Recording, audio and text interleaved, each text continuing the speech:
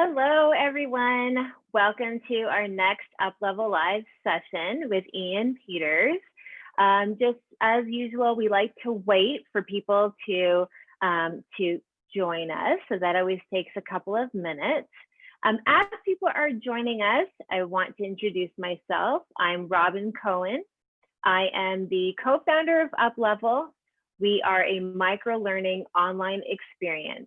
Every single Wednesday, we have a live webinar with thought leaders in the space of career or entrepreneurship.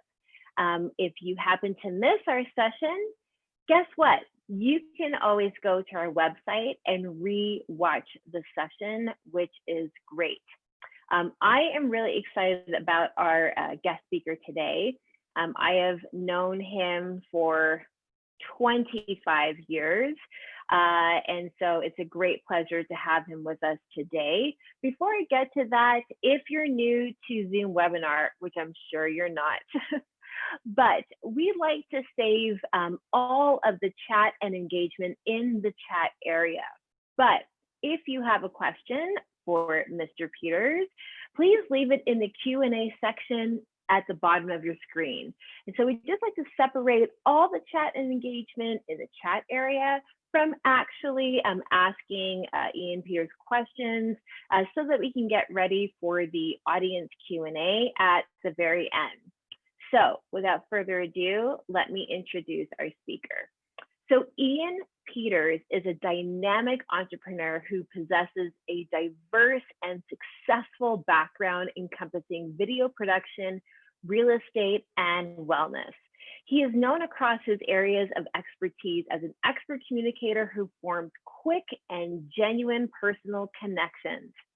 Since 2000, Ian has served as executive producer and owner of Department of Media, providing digital media solutions for sports, music, corporate, and independent clients.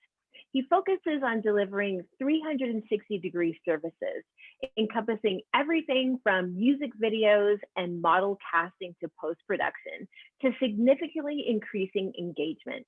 A few of his recent projects include a new Balance Minimus Shoe video campaign, an RV 101 educational series for Go RVing Canada, New York production support, and so much more.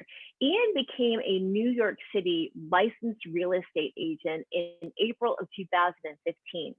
Real estate seemed a natural fit for Ian's well-honed marketing and entrepreneurial skills. His perfectionist work ethic and broad database of clients ensures that his listings always receive maximum visibility, and that his buyers, sellers, and renters have every possible option available to them. Ian also had a reoccurring role on season 6 of $1 Million Listing New York. In 2014, Ian established Sports Wellness Summit, drawing on his own love of sports and athletics and his passion for guiding individuals to adapt a holistic approach to nutrition, training, and healing. SWS is a one-day summit where attendees can connect with and learn from health professionals in various arenas to gain an understanding of treating the whole body. Clients and colleagues note Ian as being charismatic, dedicated, and a creative leader who is talented in motivating and encouraging others, linking clients with industry leaders, and building strong relationships with his clients and team members. So without further ado, let's introduce Ian. So Ian, join us, please. Just, there you are. Hey. Welcome, Ian. Thank you. Thank you. So thrilled to have you here. So everyone, just to let you know, Ian and we go way back. I'm talking 25 years. We're both from Toronto, Canada, so we're good old Canucks from the Great White North. And wherever we've been in the world, we have stayed connected. And I guess if that's like not an introduction, right, to like networking and staying connected, I don't know what is. So I'm thrilled to have you here with us. as you know, been following your career all these years. I think it's like amazing what you've been able to create for yourself. And I'm excited for you to share that with our audience. And so everybody, just to let you know, remember, keep all the chat and engagement in the chat area. Tell us, where are you tuning in from? How are you, networking right now? How are you connecting with people? We want to know where you're at. Are you an entrepreneur? Are you looking to, take your career to the next level? Share with us all of that. We'd love to hear from you. So Ian, just to get the audience, warmed up to you, I have a couple of questions for you that I know that we didn't prep for, but that's the whole purpose. So just a couple of easy questions. Okay, so one is, because listen, you've had Department of Media for 20 years now, 20. Right? Yes. So tell everyone, what inspired you to start Department of Media? First off, thank you for that awesome intro. Of course. Second, congratulations on your platform. It's been amazing watching you grow it and just watching you do what you do. Thank you. You're welcome, and thanks for having me. Speaking of the intro, actually, hearing you, I've never heard my intro read to me before, but hearing all of that, as you said, each thing and each, what I'm going to call the win in those things for me, it's all network. It all came from networking. It's like the core of it all there was networking. People I knew, met, bumped into, stayed in touch with, made sure I had their latest contact, their new job title. Yeah, it was all from that. And it made building every one of those things you mentioned in my bio or my intro so much easier than I thought.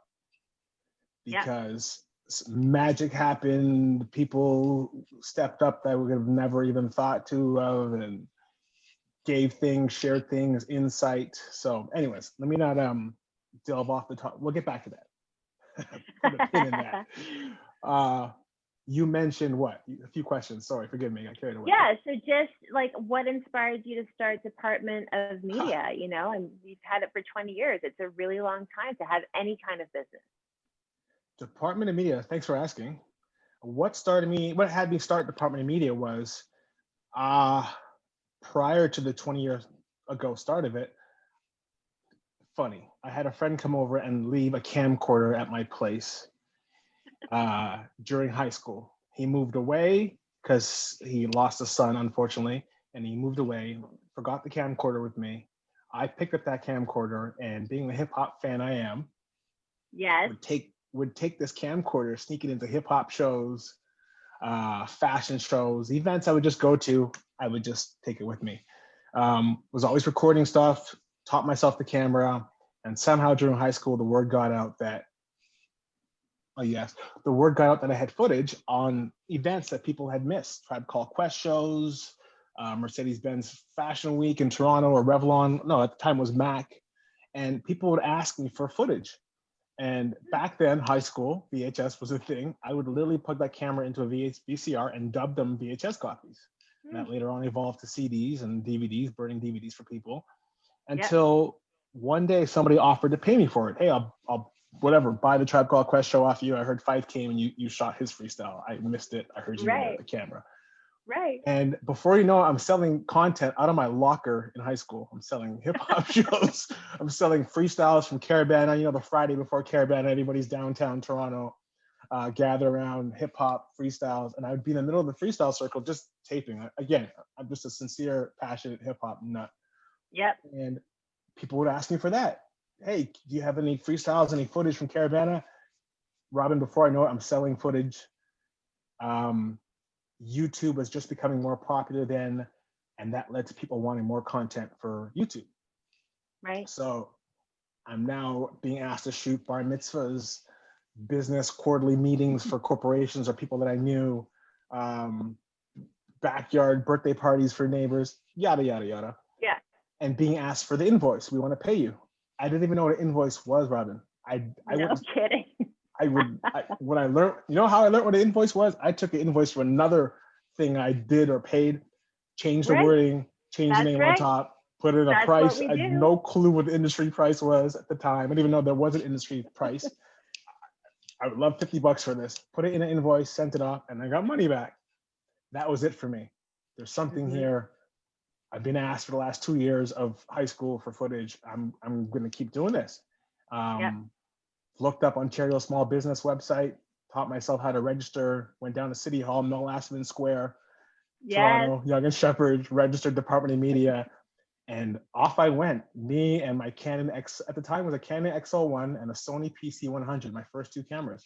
And at the time was mini DV tapes, like not solid state. Shoe boxes of tapes in my mom's house, somewhere in the basement, of hip hop shows, freestyles, fashion shows, you name it. And as I would do these things, speaking of network, whether it be a bar mitzvah or a wedding I'm shooting and video at, I'm meeting the photographer and then the wedding planner and the bar mitzvah planner, and I'm holding on to their contact now because I'm being asked again to do another bar mitzvah and they're asking if I have photography. So now I'm reaching back to the photographer I met at the last bar mitzvah saying, hey buddy, I got this another bar mitzvah, the same venue. And in 2 months, can you help me? You want to shoot this with me? Yeah. Link up with him, and it just snowballed from there.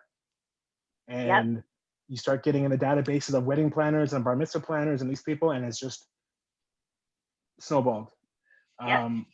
As that snowballed, I learned to scale up and put these photographers, under my banner of Department of Media, letting them know, hey, you can keep your same name, title, company, whatever it is. But for the sake and context of this particular job, I need you to be a Department of Media employee or contractor.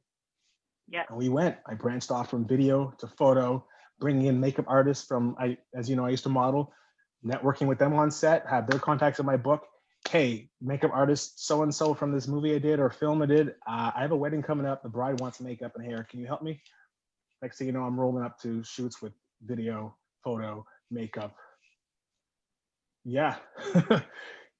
Graphic design. It's been amazing. And I think for me, the networking, not just knowing people's names, but knowing what they're capable of and what they're doing, what their business, what they're passionate about, has helped me align the right contractors and people for the right job. The right people, the right vibe, because not everybody is for everybody. And just using some common sense and navigating and servicing, actually, at the end of the day is servicing what that client wanted. And really listening to what they want and being able to deliver and being transparent and clear that here's what I can deliver from what you asked, here's what I can't. Oh, I love it. And so a couple of things here. So what I just want to say is shout out to Nicole from Salt Lake City and Colette from NYC. Nicole said, I bet those shoe boxes of footage are a treasure trove now. I'm sure they are, right? We should sit down and go through that one day. I'd like to speak to that in a minute, but go on. And then Todd was just saying how he had like a Canon XL1 and he has a box of tapes too. And that he had a similar experience starting from film, but ended up snowballing into building websites and creative content development. Exactly. Nice Same type of thing. Okay, talk to us about the treasure trove of tapes. Yeah, because it's no longer 2 boxes. It's 6 or 7 of those big, big black tough, I guess, I don't know what you want to call them, but cases, storage cases of tapes, CDs, DVDs, and back to networking. What's come of those is some of those freestyle artists I shot are now were signed to labels, and then start telling the labels, hey, back in 88 or whatever, 92, there was this guy Ian who shot my first freestyle, or a freestyle I was in a basement at an artist's studio.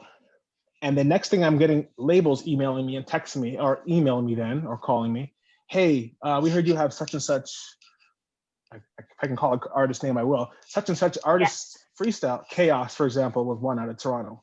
Hey, we heard you have some footage of him. He's signed now. We want it for his EPK, electronic press kit. Didn't know what an electronic press kit was at the time. Sure, here's the footage. And then I watch what they do with it. I'm at home watching this EPK of Chaos or whoever the artist might have been at the time, see what they did with my footage and thinking, wow, okay. And now I'm going off in other directions and using these pieces that I've gathered as calling cards for the next job. So if it was a fashion show, I'm sending a fashion show to modeling agencies. Hey, I shoot fashion shows. This is what I do. Yes. If it was freestyles or music, off the record labels. Hey, I shoot music. This Yep. is what I do. And just, again, I'm just like hooked on this thing I love to do. It's what I love to do. It never Yep. felt like work. I love hip hop. So here I am shooting hip hop front row. Easy. And the beauty of video at the time, especially in downtown Toronto, you walk into any venue with a camera in your hand, like the C parts, like you're in, nobody's asking for credentials. Sometimes I found myself at shows that I have no right being in, front row with the camera, like, who am I? Right. So yeah, back to this treasure chest of trove of footage. It's valuable, and there's probably more stuff there that I have no clue how valuable it really is. Oh, I'm sure. I am sure. I wanted to then kind of talk about the same thing in the sense of like, you know, what then led you into real estate? Because again, I've just like watched it, and that's really blossomed over the last 5 years. I mean, I remember when you reached out to me, you're like, hey, watching on this season's like $1 Million List in New York. I was like, wait, what? You know? So that's just amazing. So if you want to just tell the audience, you know, like what led you into real estate? Because, you know, that, I mean, yes, it obviously takes into consideration entrepreneurship, you know, you're a natural marketer and all of that. But what were the connecting dots that led you to real estate? Happy to talk to you about what led me into real estate. But before we do that, I'm going to back up. And after hearing you say, I called you and told you to watch me on $1 Million List in New York. Yes. No, hold on, because my stomach turned. I don't do those things. I think we had a conversation. It might have been more so of like, you're not going to believe what happened. This is what I'm doing. But I was not one to be calling people saying, hey, check me out on TV, just for the record, because even hearing you say that, I was like, ugh, I'd never do that. But I did probably call you out of excitement, because when I did shoot the show, and I'll tell you how I got on in a minute, it wasn't presented to me as that show. Right? It was like Project X or something. They were just around shooting a bunch of content deals I was in and things I'm working on. And after a while, you become complacent to the fact the cameras are around. And being from production, I was already used to cameras around, so I got used to it pretty quick. And next thing I know, I think it was like a Tuesday night, whatever night that show comes on. I'm in my gym in my building here, and ding, ding, ding, ding, ding, ding, ding, ding. My phone's going off. People are like, oh my God, I'm getting old school, like emails and texts from like friends I haven't seen in years. Hey, how you doing, buddy? And I realized the show was on, and somebody sent me a screenshot of the show, of me on the show. And it's, again, like seeing now the artist that I shot and seeing his footage on EPK and just seeing what they did with it, seeing what they did with me as a personality, and conversations I had, and seeing how it's edited and put together and then presented to America, national TV, was exciting, and it definitely loaned itself to instant credibility. I had a new set of clientele with that. So I hope that explains that. But how I got on there was networking through somebody I'd met through modeling when I was in New York City. Because I was in New York twice before being here now, but I was in New York as a model. And I met a very interesting gentleman at a party, right, with one of the modeling agencies I was with at the time. Just partying and, again, networking, casually speaking to him at a table, exchange contacts, stayed in touch for many, many years. So I'd gone back to Toronto, and I had no interest in real estate at the time. You know, Googling somebody wasn't a big thing back then, so I really had no clue what this guy did, other than we had a great conversation. I'll stay in touch. Anytime I visited New York, let him know. Let's go for a drink, whatever. Fast forward 18 years after meeting him, I'm moving to New York with my then wife, and I'm telling him, hey, I don't know what I'm gonna do for work yet, but I'm in New York. I'm in your city. I'm living here now, but I'm here.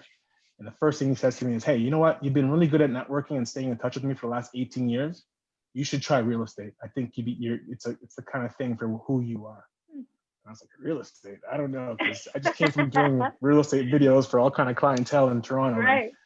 A good majority of them are like, don't get me wrong, but slime balls and just out for the wrong reasons. Sure. So I already had my own little, you know, image of real estate. And anyhow, I gave it a try. And again, thanks to networking, I met this guy. give it a try. And my first client was a notable artist that came from my video days from networking. Okay. An artist that was in Amazing. town. I had known her security. I went to go meet him one day at here in New York at a restaurant, and he tells me he's here doing security for such and such artist. She comes out the bathroom, and we get talking, and she tells me she's looking to move here to New York to record. And I said, I just started real estate. If I can help you, let me know. 2 days later, she was back in New York. I'm showing her apartments. My first deal walking into my real estate office was this artist. So that's how my career started. And it was all seamlessly done because of networking. People I knew that knew I was new to the business helped me out. People that knew I was a gateway to real estate in New York. Spread my name around. I don't know what to tell you. It was just, it felt right because I was working with people that I already had a rapport with, already trusted me to spend money with and do business with, knows how I do business, knows my honesty, knows my character. When all those things are out of the way and you just head straight to business with those boxes already checked, it's a cinch. And I say that because I've now found, as I get, especially after the show, a set of cold clients or people I didn't know, didn't come from a referral network, didn't come from somebody I know at all. I find myself trying to prove who I am, establish trust. All those boxes I told you that were checked with somebody that knows me, having to do that stuff on top of doing the deal. Not that it's hard work, but it's extra work, Yes. Yes. I mean, yes, I would say that to build specifically your career in real estate, it's a lot of work. It's a lot of phone calling. It's a lot of, but the fact that you have a like a contact list to pull from, right? Because of your prior work. I mean, I think it makes it that much more easy to do. So yeah. Well, hey, I say without further ado, let's jump into, your presentation. I think people would love to be able to hear more about this and really understand, what it takes and how you can do it. And it's not that hard, but there is kind of like a flair to how you do it. So let me share my screen here just to let you all know. I'm going to share my screen. I'm going to facilitate the presentation for Ian. So just to let you know. So give me a second here, everyone, while I get this together.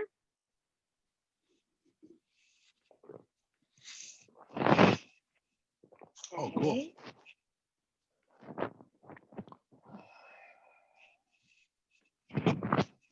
Okay, Ian, can you see that? It's just loading it right now. Can you see that? I see loading. Yeah. Now I see it. Okay, perfect. Yeah. Sorry, say it again. It's a bit muffled. Your. I do now see a screen saying how authentic networking will build your career. Can you hear me? That's it. Okay. Yep, I can hear you. So what I'm going to do is I am going to mute myself if I can. Hold on one second, actually. Because we all see your inbox. Are we all seeing your inbox or just me? Yeah, you're seeing, hold on. Everybody? So. What do you think about that, everybody? Hubby, my hubby, not anybody else's hubby, your hubby. Oh, that looks good. Okay, hit it. Hit it, what, my presentation? Yes, go for it. I'm being asked to talk about something I feel that I naturally do, which is networking. And one of the things I want to ask you to ask the people is, what's their idea of networking? Because, when I see and hear that word networking, I could, I feel like that could be, I don't know, some guy in a stiff suit at a hotel ballroom walking up to you and handing you his business card, while chomping on a stale donut and asking, hey, well, here's my card, what do you do? But no, let's go to what networking means for me. And it's been an extension of my business. It's been referrals. It's been connecting with people and connecting with people in a way that I'm not asking for anything. I'm being myself, authentic. I'm just networking, and I may or may not mention what I do, but I'd love to know what you do. And most times when I get the answer, I don't know how I do this, or if it's natural, or I've conditioned myself to do so. I instantly start thinking, do I know someone that could benefit from this, that might want to connect with this person? Do I know, has there been a, are they the resolution of something I'm trying to solve, or something somebody around me is trying to solve? And I mean, 50-50. Yes, sometimes no, but I still store them in my head as someone who's this kind of person. I met them here at this time, and this is what they do. And this is what they are very passionate about. This is what they love. Because I may or may not have mentioned, I'm a huge hockey fan. So for me, I meet a lot of business at the rink. And that comes from just casually meeting people on the ice, or off the ice, or on the bench. And before you know it, the conversation leads to what you do. And more times than none, it leads to somebody saying, hey, you know what, myself, or my daughter's coming back from her summer job. She's looking for an apartment, or she just got a summer job in New York. She's looking for an apartment this summer. Can you help me? And before you know it, we're exchanging contacts in the locker room, and it leads to business. I think there's something to be said about sport connecting people. There's something to be said about, especially team sports. They're all on the ice battling. So many things are given away: work ethic, what you're whining about, complaining about, your temperament, all these things that somehow I believe leads into business, or just for me, it has led to business. My career. Wow. Department of Media we spoke about, 20 years production house based out of Toronto. We service world. My main sites for Department of Media is New York City, Toronto, and now Europe, which is by way of Berlin and Prague. Video, photography, graphic design. I've got creators in all these cities, and networks in all these cities that are creatively based network. And it comes from clients I've had that do things around the world, and I've had to either source a designer in that city, or one client I had for a few years was a traveling golf entertainer. So when I couldn't travel them anymore, I was forced to literally go on Craigslist and find designers and find videographers to service this golfer while he was in their town. And they were sending me back content by FedEx at the time, hard drives. But I always kept track of these artists and designers I would work with around the world. And they would come into play later because they start sending me work. And it came by way of, hey, first trust was established. And it might come in the form of, hey, Ian, I'm trying to think of an example. We did some stuff for, I don't know, there's some Bermuda Film Festival, did some design stuff for them. And their designers there had clients in Toronto that needed service. And now we're like giving each other work in different places. I'm just reading one of your comments. But nonetheless, trust was made, and the more trust was established, the more my network grew, and the more the work grew globally. And that was Department of Media. Real estate. You're asking me to talk about these careers that are we going next? Okay. Networking, authenticity, serve. Next, I guess. Networking, deliberate activity, building, and force. Hold on. So before I read that, did we get any answers on anybody's idea of networking? Did anybody chime in on that? I'd love to hear if. Yeah. So can you hear me? I can hear you. Yeah. So Nicole was saying that, I think of it as meeting people you don't know and making a connection, for example, on LinkedIn, and then somehow that turns into mutual benefit down the road. She said, it's more complex than that, but that's what I initially think of. And yes, I said to her, really, it just starts from reaching out and introducing yourself, whether it's online or offline, right? And then it just kind of goes from there. I like that. I would definitely say networking is a reaching out. It's a contact thing. It's a one of the ways I like to network, funny enough, is I've got this uncanny ability to remember people's birthdays. And what I'll do is, it might be a text or an email on your birthday. Hey, good morning, Robin. Happy birthday. Done. And I might not have spoken to you for a couple of years or maybe a year, but you might chime back, welcome. And I might chime back and reply, oh, you might reply, thank you. And I'll reply, you're welcome. How you doing? And before you know it, we're in full conversation about what you're up to, where you are, what you're doing for work, and what I'm doing for work. And sure enough, within 6 months, either I'm reaching out to you for a need of what you said, in need of what you mentioned, or you're reaching out to me in need of what I might have mentioned, or even refer somebody else to you, whether it be, hey, Ian, I'm looking for a contractor to fix my garage door. You know what? I actually know somebody, and I'll introduce you guys in email.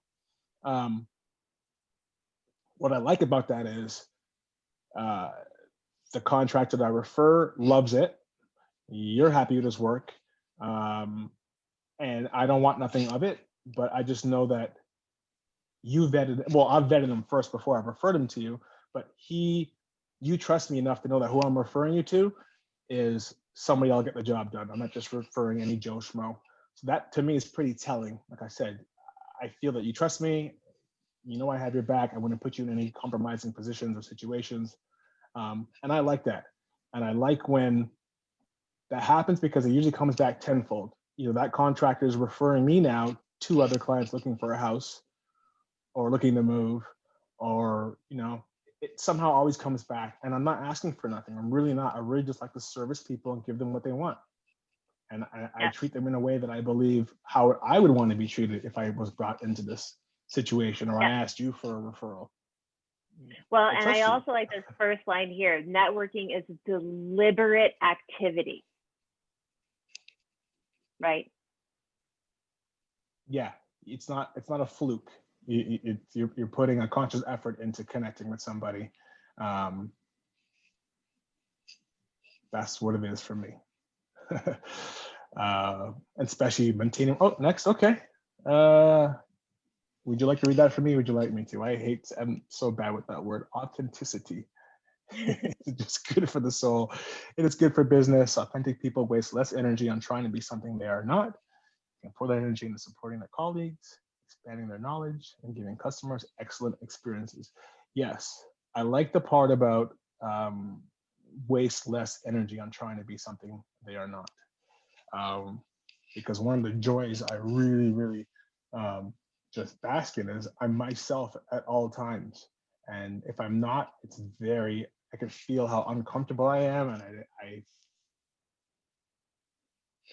don't know what to do other than be myself. And the beauty of it is, when you get called upon or called out later for anything, there's nothing anybody can say. You are yourself. I don't need to spend energy trying to remember who I was when I met that person, how I acted, what I said, or what I lied about, or whatever else it might have been. I don't need to waste any energy on that. You know who I am. I was myself when I met you. And you're calling me again now, or we're interacting now in a way that I'm still that same person I was when I met you and reached out. So I like that. I don't know how hard it is to be yourself. Like, I could tell you this much. I think you and I spoke about it earlier before this call. When I first moved to New York, and then I didn't know I'd be getting into real estate, but I finally got into real estate. My notion of real estate was these slimeball guys in slick suits and shiny shoes, and da da da da. Not to say I'm not knocking anybody, but I found myself leaving my jeans and t-shirt to go be that, and put on a suit and show up for every appointment in the suit, and da da da da da, and walk this way, talk this way. I didn't feel like I was myself the first year and a half. Nothing really took off for me real estate wise with cold clients. It wasn't until something just clicked, and I said, I'm going to be myself and try this, and whatever, be in my jeans and t-shirt and sneakers, and do what I have to do. And that's the energy spent on trying to be in a suit every day and da da da da da was now put into work and searches, and being more thorough in the deals I was working in, and finding comfort, and finding people that gravitated to me because I was myself and let me be myself. And it just made the job less of a job, more of just servicing, if you will. And it's great. It's great when you're yourself and you feel the people around you are gravitating to you for that. They like you for you. And the first part of doing business with anybody is because they like you or you like them. No one's doing business with anybody. They don't like each other. So there's that. Serve. One of the most surprisingly effective ways to enhance happiness and decrease stress is being of service or volunteering. I like that. Being of service is a terrific way to improve your quality of life and the lives of those in your community or business. Yes, service. Service. I told you already. I like to serve my clients. I like to give them what they want. I like when someone comes my way and trusts me enough to ask for something or search for something, and I'm able to deliver. Reaching back to my network, when I reach back into it to service somebody, I have already in my head or even in a note in my phone book or just the people I keep know that they're thorough people I'm reaching back to. So anybody I put in front of clients or anything I do, if I'm servicing somebody, it's with the best people that I could find and work with to deliver that. And what I really like about service is in doing that, when you work with people that know what they're doing and they're really good at what they do, it makes service so much easier. Back to making the job less of a job. You're not worried about somebody not delivering, because sometimes when you're serving a client and you have a chain of people behind you that you're also relying on, if that weak link in the chain goes bad or breaks, it's a reflection of you. And or it could hinder you, or you could spend time on trying to find somebody else to replace that person. But I don't want to get off topic too much and start talking about other people. Just the act of service, I like it. I like it. It's my nature. I'm a people person, love to help, volunteer, and I volunteer as a hockey coach here in New York, volunteered at soup kitchens, yada, yada, yada. It feels good. That bottom line is it feels good. Tell the people, your thoughts on how they can be of service, whether it's maybe if it's your career and you work for a company, or you're starting a business. What do you think people can do to kind of embrace that being of service mentality? I would say start with the things you are good at and or love to do, and find where it is needed or where it can be needed. And in this, I guess, newer era of times where there's so many hybrid things going on, careers and whatnot, you might need to be, or you can be a bit more innovative and create a lane for what you love to do, or what you can serve. Create that lane if you're brave enough or creative enough to do that. But there's a lane for everything. Whatever you're, I can't even begin to think of an example. Whether you're good at, I don't know, some people are just being good at being a listener. I know people that have gone and worked in old age homes just to sit with the elderly and just listen to them, because they're good at listening and they like to be around that and they like to share and like to make people laugh. I know a friend of mine in Barcelona who is a clown. She's a dedicated clown that goes to hospitals because she likes to be foolish, and she does that. She entertains the elderly and the sick. She's found her lane, and now it's turned into a business for her. So being able to find something that you can offer people and feel no way about it. It would make you get out of bed to do it. It's a conversation if you overheard at a party you want to be part of. Find that. Find it. What are you passionate about? What can you easily do? What are you known for? Are you a joker? Are you, people are always saying you're funny? People are always saying you're cute. Maybe you need to go model. I don't know, but find out what it is and get to it. And I'm a firm believer that if you build it, they will come. That's how it was for me at Department of Media. people just kept coming. I just caught that wave of people wanting video, and I didn't plan for it. I had to quickly scurry from what I was studying biology to go learn like video editing and stuff. So if you have that desire to serve, you'll do it. And it might be a few tries where you trying something like, this doesn't feel right. I don't like this. I don't like being around these people. I don't want to get up at 6 a.m. Whatever it might be. Cool, switch lanes, but find it. And the happiness comes, and the trust comes from other people. Context come, ideas come. Sometimes you can get an idea from doing one thing, you get an idea to do something else, and you switch lanes, and that just takes off. I love when that happens. I've seen it happen for so many friends and businesses. I guess be nimble, but that's it. Key takeaways. Networking for me, I would say key takeaway is connecting, reaching out in a warm and authentic fashion, asking or begging for things without having some sort of rapport with people, and feeling that everybody in the ordeal feels comfortable. Key takeaway for authenticity, I guess, would be, like I said, be yourself. Everybody else is taken. Be yourself. It's that unique you is going to set you apart naturally. And again, the energy wasted on being somebody else can now be used for so many other productive and just positive things. Key takeaway for service, if you will. I may not have fully touched on it, but I would say follow through. My key takeaway for service would be just following through on delivering what it is and being transparent. This is who I am. This is what I could do. This is what I can't do. For the first few years of Department of Media, I had a hard time telling people I didn't go to school for video. I didn't go to business school to run a business. I kind of built this on the fly. And I was so afraid to tell people this, because everybody I knew, some of the students I was even hired, I had intern students from film schools in my office that I'm managing and taking and training. I'm like, I didn't go to school for this.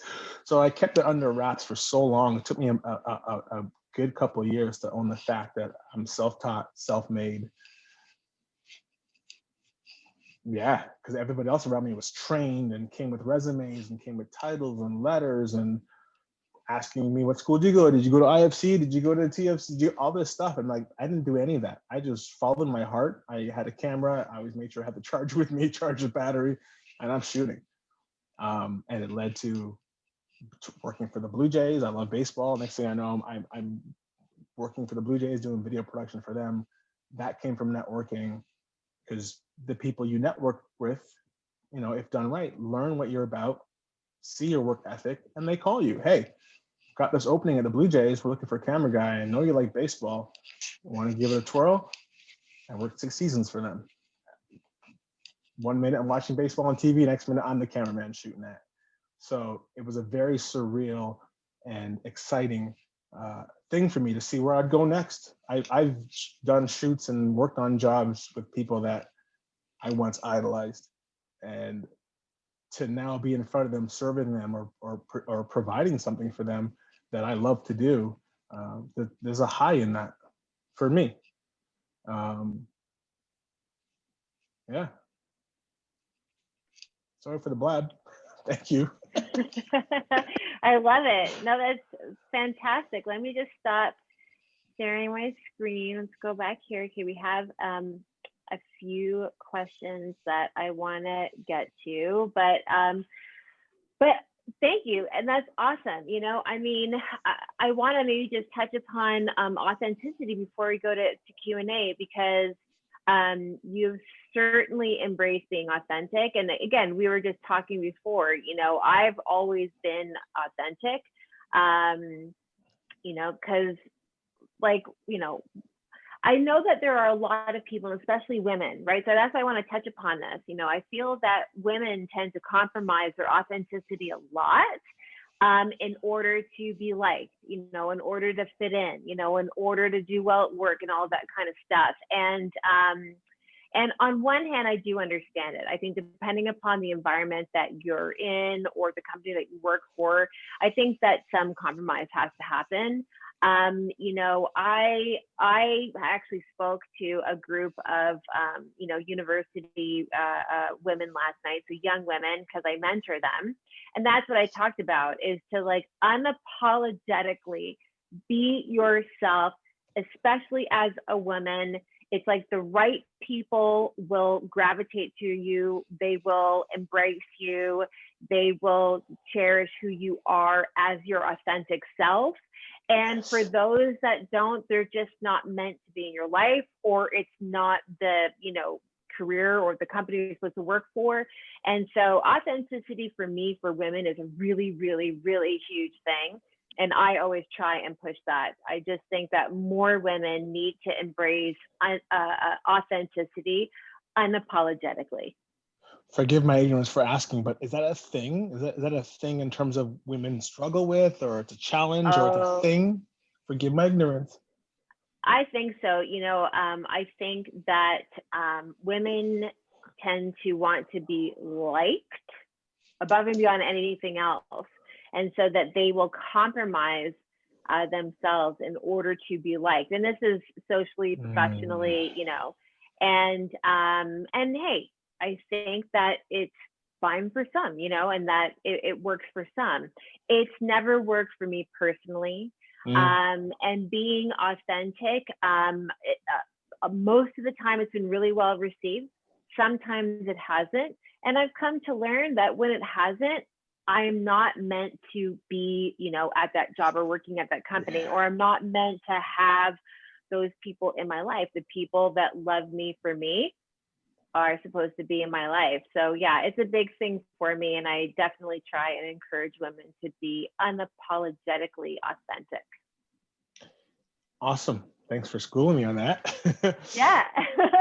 Yeah, so let's get to Q&A, because we have a few minutes left. And then just to let everyone know, we will be announcing the winner of our giveaway this week. So this week, the giveaway is a one-on-one 30-minute session with Ian. So that way you can dive more into networking and authenticity and being of service. And so if you have any questions around that, or you just want to even know, like, how better can you really be like an authentic networker right now and be of service during this time, because it's all virtual. So how do you do that effectively? So we will announce the winner at the end. So let's get to Q&A. Okay, our first question comes in from Mr. Todd. How do you keep up networking in our current pandemic environment? Okay, we're just talking about this. So what's your big piece of advice there to network during this current year?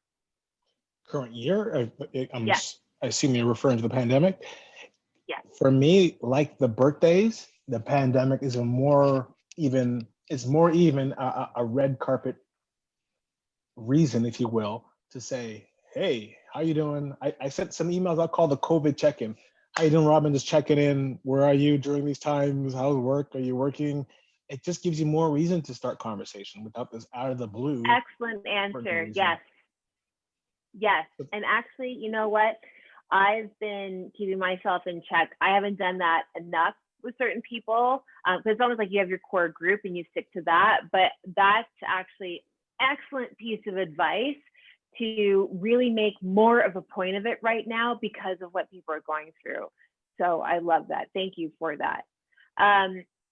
Next question comes in. So what advice can you give someone changing careers right now, thinking about how you've been able to change your career? What's your advice for them, Ian? I'd ask a few questions. You know, my advice for somebody who's trying to change careers at a time like now would be, first, I would ask the question, why are you thinking of changing careers? Okay, right? It's fair. because of the pandemic, close your job down, you're furloughed, who knows? Two, where are you trying to change to? And like, why that? Somebody you know is doing it. For example, I had people reaching out to me, a few during this pandemic that I thought had pretty stable jobs. Hey, Ian, I saw you do the move from video to real estate. Like, I'm thinking about getting into it. What's it like? I like that they're taking time to research and ask about it. You know, do you think it's for me? And I'm like, yeah, like you're a people person who, other people like, no, it's not for you. It's a lot of paperwork. It's a lot of this. I know you don't like that. And just giving them the real, or telling them, you know what, here's some things I think might not be for you about it. You might want to make sure you find the agency that has good support, good admin, they can do the paperwork for you, yada, yada, yada. But just setting them up right for a path, a successful path. But to answer the question, I would need to know a few answers, like why do you want to change, and what do you know? How much do you know about that career you're trying to change to? Yeah, And exactly. does your current network support that? Can it play to that change? If you're going to jump into real estate, do you know a ton of people that are like socially active, want to be out, they move, or they travel, they relocate, etc.? Like, do you have a network? There's no use. You can't come into real estate Yeah, and know nobody. And if you do, excellent it's going to point. be a steep uphill climb. The first thing you do Yeah, in real estate is email your entire network. Hey, here's what I'm doing. And I struggled with that. I want to add to that real quick that when I moved to New York and was doing real estate in New York, because we didn't touch on the relocation part yet, I thought in my head I should only be telling New York people I'm doing real estate in New York. I didn't think outside of that. And again, after the first year and a half of not much really going on, and realizing the bulk of my deals at that time was like yeah, friends like the artist that came from Toronto, friends like Robin, who I know from Toronto, referred me to a friend moving to New York. And I'm like, wait a minute, my last like 5-7 deals out of 10 were all these Toronto people. Tell Toronto right. about New York. Robin, no word of a lie. I went on Facebook. Hey, I put a picture of myself. It's probably still there now, holding my New York State license. I just got a real estate license. I'm in New York doing real estate if you care to know. And I was afraid to do that because I know most of my network knows me as the video guy or the model Yes, actor guy. good So point. here I come with this jarring thing of I'm doing real estate in New York now, and I'm afraid of losing people in terms of them like, what the hell? What does this guy do? What is he doing? Is he really a real estate guy? Is he doing video? What happened was that probably within that same hour, I got a ping, DM, Facebook, Ian, my father's moving to New York to work for KPMG. He needs an apartment. Can you help him? Helped out that Yep. friend's father get an apartment at KPMG. I'm now, quote unquote, in bed with KPMG's HR division because I'm working with them for the apartment. They're sending me more clients. Hey, Ian, we got this guy coming in from Bangladesh. And before you know it, I'm doing international real estate, international client base, and doing Yep. relocation. And I didn't even know what relocation was. While I was doing, again, from my love of serving people and of being of service, was Yep. when that guy from Toronto came to move to New York, I'm able to tell him, first off, because I know Toronto, if you live in Forest Hill, you might want to consider Upper East Side New York. Oh, you live on Queen Street Right. West, you might like the Village. Being able to have that for them made them feel comfortable. And then when they got here, being able to offer them all the things I had to go through when I moved here, converting my driver's license, learning how to do taxes, learning when you're eligible to vote. I just, out of servicing, just helped them with that. Didn't even think it was a thing. And I learned later on, what I'm doing is actually relocation support. I'm helping that I person love move it. from this city to that city on a Friday and be able to go to work Monday morning seamlessly. Yep. And then that just stemmed into like snowball into, again, my network. Oh, your kids are looking for a French school? Oh, my friend Robin in Brooklyn teaches French at such and such school. I'll line you guys up. And it Yep. just snowballed. Yeah. Yeah. No, 100%. And Nicole here has like a comment, so I just want to bring it up. So she says, Sure. I was thinking about emailing some people I haven't talked to in years and years just to keep up, rekindle the relationship. My question is how to do that without making them think I'm trying to get something from them. Excellent question. In bracket, she says, I am looking for work, so I wouldn't mind if something came from it. But real truth is, I just want to maintain the relationship. The last time someone like that got in touch with me, she just started a real estate business. So isn't that kind of funny? So again, so she's asking, how do you just kind of reconnect or just reach out to people, keep it authentic, and they don't think that you're asking them for anything? Well, is she asking? What is she trying to do? Is she asking for something? Well, she just wants to kind of like keep up the relationship or rekindle the relationship. And so again, it's almost like if you haven't spoken to these people in a long time, and then you reach out, and you're just kind of like, hey, how are things going? How do you do it where it's just kind of very matter of fact, casual, rather than the person being like, wait, I haven't heard from Nicole in so long. Like, what does she want? How do you navigate that? It could, for me, I don't know. Here's what I do. I'm not really trying to navigate something when I do this, but it could be, like I said, the COVID check-in is an easy way in. I like that. You can do that right now. It's perfect. And they reply back or they don't, but they usually do. And in that COVID check-in, what's happened for me was, I'm not telling you I'm doing real estate or doing relocation. You might see my signature in my email, and I'm in that signature says, hey, whatever, relocation specialist. And you're either, it could fly past you because you don't give a damn, or you're going to email me back, hey, tell me about this relocation, or they're clicking my website in the signature, going there. That's happened. Or they're forwarding my email to somebody. I'm now getting a call from, hey, Ian, this is Michelle. My friend Robin told me you do relocation. Well, my dad's moving to New York next week to work for such and such. And again, it takes a life of its own. You don't know where it's coming from, when, how, but it comes, you know, and or at least people remember that. You know, I've had people get back to me 6-7 months later. Hey, I just realized in your, again, from the hockey stuff, emailing hockey players for games, I just saw your signature. You do real estate. I need an apartment. I'm coming to NYU. I'm going to NYU. I need to live down there. Can you help me? No problem. Right. No problem. Yeah. Yeah. I love that.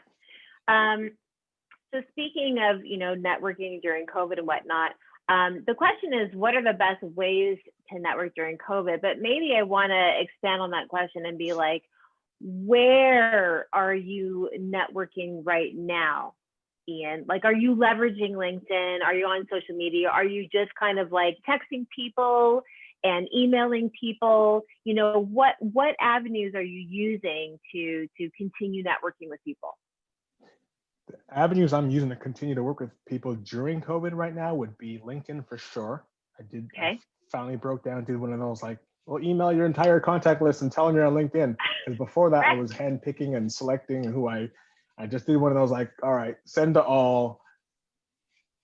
It's sent to all my contacts, and it was amazing to have people pop up and say, "Oh wow, I didn't know you're doing this. Oh wow, I didn't know you're living there. Oh wow, it's good to catch it. Oh wow, I saw your resume. Da da da. You should meet my brother. He just started a business. Can you help him? Can you talk to him about real estate? No, sure, no problem. And that brother's in Texas. Now that brother and I have a network of our own going. I have a client, I'll send it to the brother. He has a client in New York, he'll send it to me. But LinkedIn for sure, Facebook for sure. And with all these platforms I mentioned, there's a tone of which it's done. LinkedIn, obviously business. Facebook for me could be for anything for anybody else. But for me, it's more comical, more me. I don't push my business down no one's throat on Facebook. I don't feel it. I'm not comfortable with that. That's all I really use. I don't do Twitter. I urge people to just use what's comfortable for them. My easy reach on my phone is my Instagram, my Facebook, and LinkedIn. Yeah. That's it. Yeah. I love that.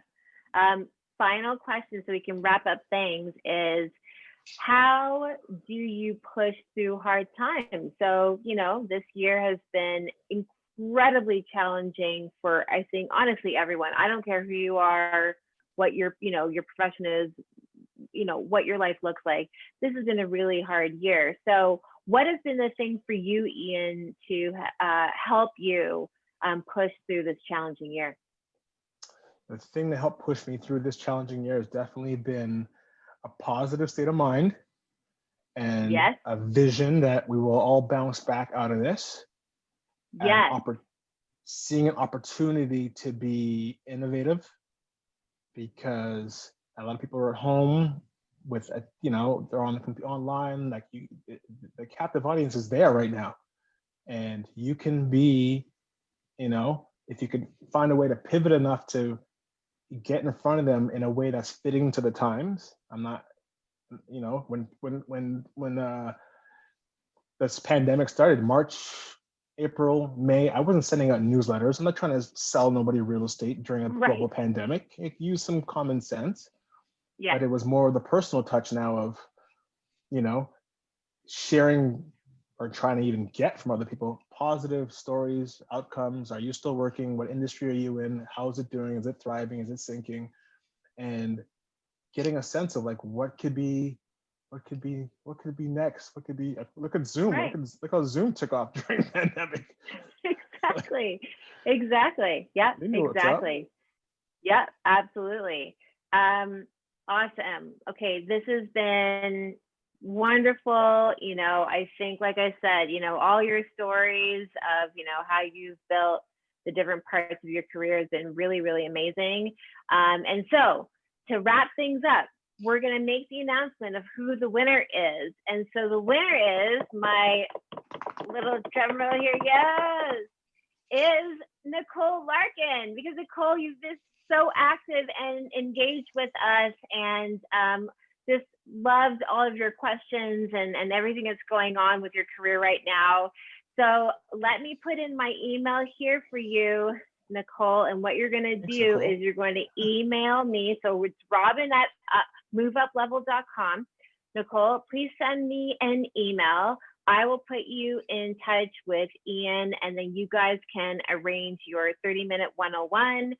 Ian, this has been awesome. Thank you so much for sharing your NOS system, as we like to call it, because of course, we're hip hop lovers and we love NOS, and we love the fact that it's networking, authenticity, and being of service. So this has been amazing. Thank you everyone for joining us today. And always just give us a few days so that we can put up the video on our website, so that for any of you that have missed it, you can join us on Move Up Level another time. Ian, it's been awesome. Thank you, everyone.